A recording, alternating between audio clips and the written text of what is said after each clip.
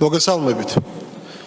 დღეს სურს გამოვეხმაურო უცხო ქვეყნის მიერ საქართველოს შიდა საქმეებში ჩარევის მორიგ, მკაფიო მაგალითს, ეგრეთ წოდებული შეშფოთებების სერიიდან. მოგეხსენებათ, რამდენიმე დღის წინ შვედეთმა გამოთქვა შეშფოთება საქართველოში მიმდინარე პროცესებთან დაკავშირებით. და ერთ-ერთი იყო იმ 24 ქვეყნიდან, ვინც საქართველოში თითქოს და ადამიანის უფლებათა შესაძლო დარღვევის შესახებ მოსკოვის რუსული მექანიზმის ამოქმედებას დაუჭირა მხარი. აღნიშნულ საკითხთან დაკავშირებით მმართველ გუნდს მკაფიო პოზიცია აქვს. სამწუხაროდ, ბოლო რამდენიმე წლის განმავლობაში არაერთხელ დავრწმუნდით, რომ კონკრეტული ინსტიტუციები და ორგანიზაციები, რომლებიც რეალურად თანამშრომლობისკენ უნდა იყვნენ მიმართულნი, არასასურველი პოლიტიკური ოპონენტების დასჯის მექანიზმად გამოიყენება. მიუხედავად ამისა, იქიდან გამომდინარე, რომ საქართველოში ადამიანის უფლებები იმაზე უკეთაა დაცული, ვიდრე მოსკოვის რუსული მექანიზმის ამოქმედების ინიციატორი ქვეყნების დიდ ნაწილში, ხაზნასვით ვაცხადებთ, რომ არავისთან არაფერი გვაქვს დასამალი, შესაბამისად ჩამობრძანდნენ ეუთოს წარმომადგენლები და იკლიონ რაც სურთ და რამდენ ხანსაც სურთ. თუმცა მოსკოვის მექანიზმის ამოქმედების საკითხი გვერდით რომ გადავდოთ, შვედეთმა ამ მექანიზმის ინიციატორობა არ იკმარა და როგორც მედიაში გავრცელებულ ინფორმაციაში ვკითხულობთ, შვედეთის Moderate Youth Party-მ წლევანდელი თავისუფლების პრიზი საქართველოში მყოფ ყველა დემონსტრანტს გადასცა.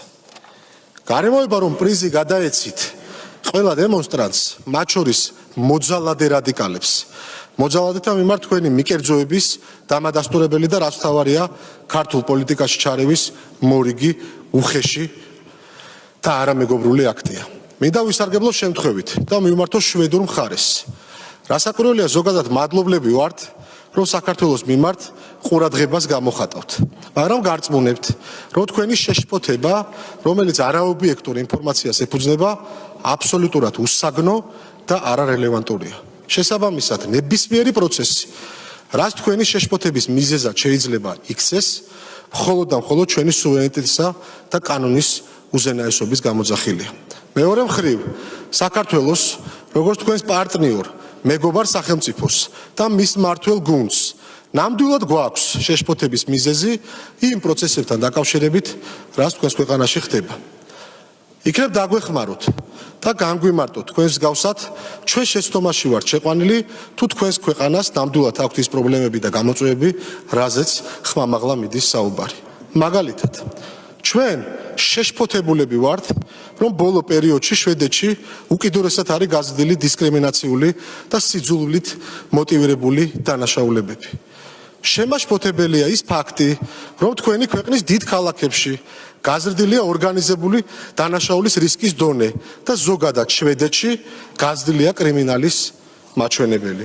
შემაშფოთებელია, რომ შვედეთში ბანდების მიერ სროლები და აფეთქებები ბოლო რამდენიმე წლის განმავლობაში სტაბილურად გაიზარდა. ასევე გვაშფოთებს ეკონომიკური სტაგნაცია თქვენს ქვეყანაში და ფაქტი, რომ შვედეთის ეკონომიკა მაღალი ინფლაციის, სუსტი შიდა მოთხოვნის და საყოფაცხოვრებო ვალების გამო სირთულეების წინაშე დგას. ასევე შემაშფოთებელი ფაქტია, რომ სამწუხაროდ თქვენს მოქალაქეებს ხანგრძლივი ლოდინი უწევთ მკურნალობის მისაღებად. თქვენგან განსხვავებით, ჩვენ მიერ გამოხატებული შეშფოთება დაფუძნებულია ფაქტებზე, სტატისტიკაზე და ობიექტურ მოცემულობაზე. ამ ყველაფრის გათვალისწინებით გულითადად მოგიწოდებთ, დროს თუ დახარჯავთ საქართველოში არ არსებულ პრობლემებზე შფოთვაში და სჯობს იმ მძიმე და ობიექტურად შემაშფოთებელი გამოწვევების მოგვარებაზე იზრუნოთ, რის წინაშეც დღეს თქვენი სახელმწიფო დგას. დასასრულ აღვნიშნავ იმასაც, რომ ჩვენ აუცილებლად გავაგრძელებთ მონიტორინგს და მომავალშიც აუცილებლად გამოხატავთ ჩვენს მზარდ შეშფოთებას შვედეთში და არა მხოლოდ ანტიდემოკრატიულ პროცესებთან დაკავშირებით. დიდი მადლობა ყურადღებისათვის.